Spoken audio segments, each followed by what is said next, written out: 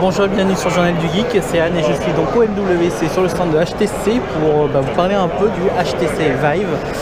Comme vous pouvez le voir, voici le kit complet que vous allez pouvoir acquérir à partir du 29 février en précommande et pour une livraison début avril. Donc ça va coûter 799 € TTC.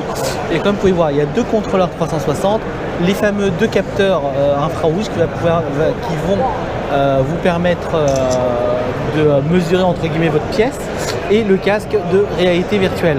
Donc la grosse différence, c'est que où on ne savait pas encore, c'est que faut pas oublier que les deux capteurs sont placés de part et d'autre de la pièce dans deux coins opposés, et à partir de ces deux coins, ces deux capteurs vont pouvoir mapper entre guillemets votre salon. Donc dès lors que vous allez vous approcher de votre canapé, de votre table basse, etc., les capteurs seront capables de vous dire attention, vous approchez entre guillemets d'un mur. Donc c'est plutôt pas mal, ça marche bien.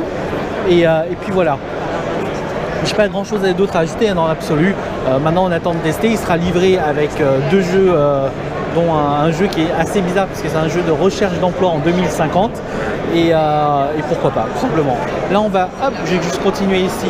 On a des joueurs qui testent Elite Dangerous en mode réalité virtuelle. Et c'est vrai qu'avec le Vive c'est beaucoup mieux que l'Oculus Rift. C'est vrai que moi quand j'avais testé avec l'Oculus Rift, la résolution de l'écran n'était pas géniale, tandis que là c'est vrai que c'était quand même super agréable. Donc on va aller voir maintenant à quoi ressemble une personne qui joue au Vive tout seul. Et ben voilà. Ah mince, on l'enlève là. Bon. Ah bah tiens, on en a une autre ici.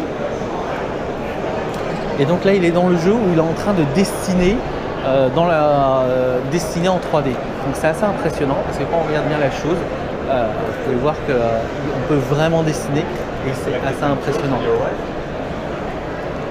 Voilà, donc je ne vais pas trop en parler, je vais laisser le monsieur dans son monde et puis voilà.